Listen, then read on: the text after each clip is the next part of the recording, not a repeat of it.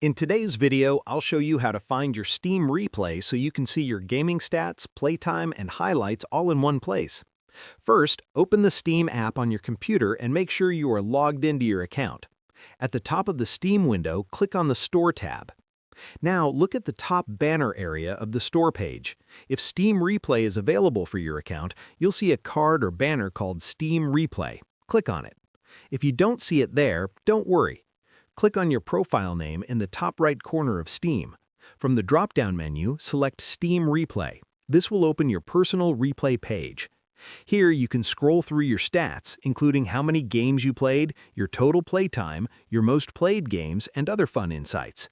You can also share your Steam Replay with friends by using the Share options on the page.